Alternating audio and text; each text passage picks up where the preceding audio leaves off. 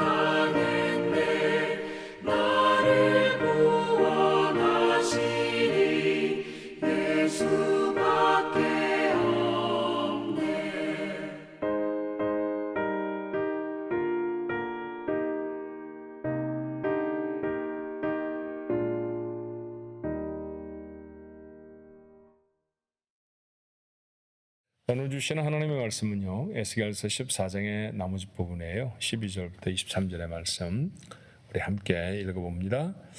여호와의 말씀이 또 내게 임하여 이르시되 인자야, 가령 어떤 나라가 불법을 행하여 내게 범죄함으로 내가 그 손을 그 위에 펴서 그 의지하는 양식을 끊어 기근을 내려 사람과 짐승을 그 나라에서 끊는다 하자. 비록 노아, 다니엘, 욥 이 세 사람이 거기 있을지라도 그들은 자기의 공의로 자기의 생명만 건지리라. 나 주 여호와의 말이니라. 가령 내가 사나운 짐승을 그 땅에 다니게 하여 그 땅을 황폐하게 하여 사람이 그 짐승 때문에 능히 다니지 못하게 한다 하자.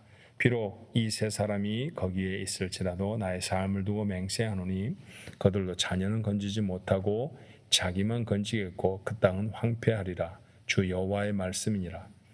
가령 내가 칼이 그 땅에 임하게 하고 명령하기를 가라 그 땅에 돌아다니라 하고 내가 사람과 짐승을 거기에서 끊는다 하자. 비록 이 세 사람이 거기에 있을지라도 나의 삶을 두고 맹세하노니 그들도 자녀는 건지지 못하고 자기만 건지리라.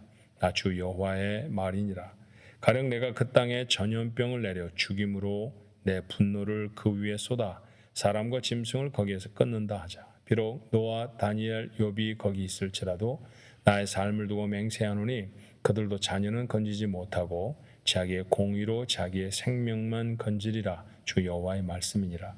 주 여호와께서 이같이 이르시되 내가 나의 네 가지 중한 벌 곧 칼과 기근과 사나운 짐승과 전염병을 예루살렘에 함께 내려 사람과 짐승을 그 중에서 끊으리니 그 해가 더욱 심하지 아니하겠느냐. 그러나 그 가운데 피하는 자가 남아 있어 끌려 나오리니 곧 자녀들이라. 그들이 너희에게로 나아오리니 너희가 그 행동과 소행을 보면 내가 예루살렘에 내린 재앙 곧 그 내린 모든 일에 대하여 너희가 위로를 받을 것이라. 너희가 그 행동과 소행을 볼 때 그들에 의해 위로를 받고 내가 예루살렘에서 행한 모든 일이 이유 없이 한 것이 아닌 줄을 알리라. 주 여호와의 말씀이니라. 아멘. 하나님의 나라 이스라엘은 망했습니다. 그리고 앞으로 되어질 일입니다만 하나님의 성 예루살렘은 무너져 버립니다. 자, 슬프겠죠. 그런데 그 슬픔만 그들의 감정이었을까 하는 생각이 들어요. 화가 좀 나지 않았을까요? 왜 하나님, 나는 열심히 하나님을 섬겼는데 나는 열심히 하나님의 법을 지키느라 애를 썼는데 이런 고난과 어려움을 당하는 거지요? 라고 반문하는 사람들이 있었을 것입니다. 그러나 경건하게 살았던 사람들도 이 어려움을 피할 수는 없죠. 한 나라가 멸망해 가는데 그 나라 안에 경건한 사람이 있다고 해서 그 경건한 사람에게만 아무 해가 가지 않을 수는 없는 거잖아요. 그렇죠? 그럼 그런 해를 당하는 사람은 악한 일을 행했다가 그 벌을 받는 사람이야 당연하다 할지라도 나는 왜 이렇게 해를 당하는 것일까? 나는 왜 이런 고난 속에 있을까? 예를 들면 재산을 잃어버렸다든지 아니면 자녀를 잃어버렸다고 하면 그 분노는 아마 극에 달할 수 있죠. 자, 그 본문은 이 억울한 질문에 대한 하나님의 답이 아닌가 하는 생각이 들어요. 자, 오늘 본문에 예시되어 있는 네 가지 재앙이 있습니다. 기근도 있고 짐승의 환난도 있고 칼의 어려움도 있고 전염병이 생기기도 하네요. 자, 이런 것들이 다 생겼을 때 그곳에 경건하다고 말하는 노아, 다니엘, 욥, 우리도 잘 알죠. 그 당시의 사람들도 잘 아는 사람이었던 모양입니다. 그런 사람들이 있다고 해도 그들도 재산을 잃어버리고 그들도 자녀를 잃어버려 버리지 않았겠습니까? 그들이라고 해서 기근을 아무렇지도 않게 지날 수 있었던 것은 아니었을 것이고요. 우리가 아는 바와 같이 욥과 같은 사람은 별 이유가 없는 것처럼 보이는데도 자녀들을 잃어버리기도 했었습니다. 그런 고난을 당하죠. 세상의 재앙은 의인에게도 고통이 되어줄 수 있습니다. 그런데 오늘 하나님이 하시고 싶은 말씀은 뭐냐면요. 하나님이 그 가운데서 살려내는 사람들이 있습니다. 노아, 다니엘, 욥과 같은 사람의 자녀가 도 죽임을 당하였는데도 살아나는 사람들이 있어요. 그들은 사실은 여전히 범죄하고 여전히 하나님 앞에 불충한 사람들이었거든요. 그럼에도 불구하고 저들을 살려냈었습니다. 행위를 보면 재앙을 당해야 하는데 살려졌습니다. 그렇다고 하면 그 살아난 사람들을 포로로 잡혀와 있는 사람들이 만났을 때 무슨 생각이 들까요? 하나님이 그래도 이 재앙 가운데 우리에게 은혜를 베풀어 주시는구나 라고 하는 사실을 깨닫지 않았겠습니까? 오늘 본문의 말씀은 그것을 뭐라고 표현하나요? 그때 너희의 마음이 위로를 얻을 것이다. 하나님이 벌만 주시는구나, 재앙만 있구나, 우리는 다 망해버렸어가 아니라 하나님이 여전히 이 가운데서도 우리에게 은혜를 베풀어 주시는구나 라고 하는 사실을 알면 그들이 위로를 얻게 된다라고 하는 것입니다. 뿐만 아니라 한 걸음 나아가서 이 하나님의 재앙에 이유가 있다는 사실을 그들이 다시금 깨닫는다는 것이죠. 아무렇지도 않게 살아갔는데 갑작스럽게 생겼던, 그러니까 운이 나빠서 생긴 사건이 아니었다는 거죠. 그들이 하나님 앞에 범죄하였기 때문에 그 죄악으로 말미암아 그들에게 주어진 징벌이었다고 하는 사실을 그들은 깨닫고 위로를 받았다라는 얘기입니다. 자, 살려내진 사람들이 그 큰 환난 속에서 살려내진 사람들이라는 건 뭐냐면요, 포로로 잡혀간 이스라엘 백성들은 일부이잖아요. 그 사람들이 이미 바벨론에 와 있는데 여전히 지금 이스라엘에 남아 있다가 이 땅은 우리에게 준 거야. 너희들은 다 그 잡혀가지만 우리는 여전히 이 땅에 남아 있을 거야라고 큰 소리 쳤던 사람들도 어려움을 당하고, 그 어려움을 당한 사람들 중에 몇몇 사람들이 포로들에게로 나아오게 됐다라는 얘기죠. 포로로 잡혀가 있는 사람들은 우리는 버려진다라고 하는 생각이 강했을 거예요. 그렇죠? 그런데 사실은 그들이 죄와 형벌로부터 격리되고 있다는 사실을 깨닫지 않았겠습니까? 죄 짓지 않도록 하나님이 우리를 보호해 주시려고 이곳에 옮겨오시는 것이구나. 똑같은 환경 속에 놓여 있는데 그런 환경 속에서 죄 지음으로 자꾸 죄 속에 빠져가지 아니하도록 하나님이 도리어 이스라엘 백성의 일부를 건져내어서 바벨론으로 옮겨 놓으셨다라고 하는 사실을 그들은 깨달아 알게 됐을 거예요. 또 그곳에서 칼과 기근이나 짐승이나 전염병이나 이런 여러 가지 종류의 재앙들을 만나게 됐다고 하면, 실제로 전쟁이 나면 이런 엄청난 재앙들이 그들에게 주어지지 않았겠습니까? 그런 재앙으로부터 그들이 다행스럽게도 모면을 당하고 하나님이 보호해서 그들을 격리해 놓으셨다라고 하는 사실을 포로로 잡혀와 있는 이스라엘 백성들이 깨닫고 알게 됐다라는 얘기죠. 하나님 우리에게 왜 이러시지? 그때 희망을 갖는 거예요. 누구의 희망이냐 하면 내가 나라로 돌아갈 거야 라는 희망이 아니라 하나님의 희망을 깨닫는 거죠. 하나님의 희망이 무엇입니까? 그들이 다시는 범죄하지 아니하고, 우리가 어제 나눴던 말씀이었죠. 그들이 다시는 나를 버리지 아니하고 그들이 하나님의 백성이 되리라. 그랬습니다. 여전히 부족하고 여전히 어려움들이 그들 속에 있었음에도 불구하고요, 그들 중에 하나님은 다시 일부를 고토 예루살렘으로 돌아오게 하셨고 성전을 건축하게 하시고 하나님을 예배하게 하십니다. 이것이 오늘 우리가 나누었던 말씀의 내용이죠. 어떠세요? 살아가는 삶이 쉬우십니까? 저는 요즘처럼 숨이 턱턱 막혔던 때가 전에 있었나 싶지 않아요. 모든 상황을 바라보면 기쁨이 별로 없어요. 그래서 어떤 때는 불어 며칠 동안 뉴스를 보지 않는 경우도 있습니다. 뉴스를 보지 않아도 며칠쯤 지나면 희망의 메시지가 다시 담겨 있는 게 아니라 여전히 절망스럽고 여전히 어려운 얘기들로 가득한 소식들을 듣습니다. 그 소식을 다 끊어버리고 격리되어졌으면 하고 바래질 때도 있어요. 살아간다는 게 정말 쉽지 않죠. 죄악된 세상을 그리스도인으로 살아간다는 것은 절대로 쉬운 일이 아닙니다. 그리고 그 죄악된 그 나라, 죄악된 민족을 심판하시는 하나님의 벌에서 그 가운데 아무리 경건한 그리스도인이 있다 할지라도 온전히 자유스러워질 수는 없어요. 그런 어려움과 그런 고통스러운 상황을 우리의 삶에도 고스란히 다 담아야 한다라는 거죠. 그래서 어떤 때는 짜증이 나고, 그래서 어떤 때는 힘들 수도 있습니다.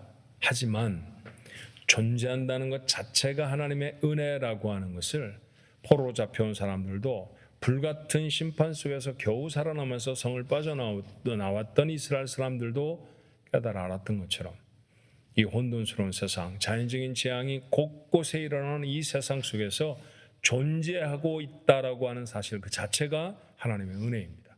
그런데 이 존재에 하나님의 목적이 있잖아요. 아까 제가 뭐라고 말씀드렸습니까? 하나님의 희망이죠. 내가 누군가에게 희망이 된다는 것은 놀라운 은혜입니다. 놀라운 은혜예요. 친구가 너무너무 고통스럽고 힘들게 살아가는데 어느 날 좀 만나자고 그래서 같이 만나 차를 한잔 마시는데요, 그 친구가 갑자기 제 손을 덥석 잡고 네가 내 희망이야 그렇게 말해준다고 하면 여러분 얼마나 놀라겠어요. 내가 그렇게 중요한 사람인가? 그런 생각 들지 않겠어요? 자, 재앙이 가득한 세상 속에 우리가 존재한다는 것을 은혜인 줄 알아서 휴 하고 있는데 하나님 우리 손을 덜컥 잡으시면서 말씀합니다. 네가 내 희망이야. 이거 얼마나 놀라운 메시지예요. 오늘 이 본문이 담고 있는 메시지는 그런 메시지입니다. 이 말씀을 나누는 여러분과 제가 살아내는 오늘이 하나님의 희망으로 살아내는 하루가 돼야 돼요. 세상 모두가 다 하나님을 등지고 하나님을 떠나버리는 패역한 세상을 살아가지만 그 가운데 여전히 하나님을 바라보고 하나님을 예배하고 하나님의 뜻대로 살아가려고 몸부림치는 사람들이 있는 것, 그것을 세상 속에 보여주는 것, 말로만이 아니라 삶으로 그것을 증명해내며 살아가는 사람들, 그 사람으로 살아가는 삶이 하나님의 희망이라는 것이죠. 언젠가 하나님 나라를 회복할 때 그들의 이름은 잊혀지지 않을 것입니다. 또 하루가 주어졌어요. 어떻게 사시겠습니까? 우리 가족들 하나님의 희망으로 살아가는 능력 있고 영광스러운 하루가 되시기를 주님의 이름으로 축원합니다. 기도하겠습니다. 아버지 하나님, 사는 게 힘이 듭니다. 경제적인 것도 육체적인 것도 우리의 놓여 있는 모든 상황도 정말 많이 괴롭고 힘이 듭니다. 훌쩍 여행이라도 떠나보면 좀 나아질까, 그래서 여행들 앞다투어 다녀오기도 하지만 갔다 오면 그저 그 일이 그 일입니다. 하나도 변화되지 않는 것 같은 어려운 세상을 주님 저희가 삽니다. 왜 이렇게 세상이 엉망진창이 되어버렸는지 알 수가 없습니다. 그리고 그 어려움들은 고스란히 다 우리에게도 영향을 미칩니다. 그러나 오늘 성경 말씀 읽으며 다시 깨닫습니다. 이런 어려움 속에서도 존재한다는 것이 하나님의 은혜이구나. 그렇게 살아남은 우리들, 그렇게 살아가는 우리들의 손을 붙들고 오늘 하나님이 하시는 말씀이 네가 내 희망이다. 네가 내 영광을 드러내다오. 네가 온전하게 살아가는 삶의 모습이 무엇인지를 세상의 삶으로 증명해 보여다오. 하나님이 그리 말씀하시는 것 같아서 아버지 하나님, 우리 너무 부족하고 연약하지만 이 말씀을 은혜로 마음에 담습니다. 한날의 삶을 주셨사오니 하나님의 희망으로 살아내게 하시고 하나님의 영광을 드러내는 우리 가족들 모두가 되도록 도와주옵소서. 저희만 하는 것은 아닙니다. 또 다른 믿음의 사람들을 저희 곁에 세우실 것이고요. 그것보다 더 놀라운 도우심, 우리 안에 계시는 성령의 도우심 아닙니까? 그 하나님의 도우심을 힘입어 하나님의 뜻을 이루어내는 우리 가족들 모두가 되도록 주님 축복해 주옵소서. 내 뜻을 이루는 하루가 아니라 하나님의 뜻을 이루어 드리는 거룩한 하루가 되게 하옵소서. 예수님의 이름으로 기도합니다. 아멘.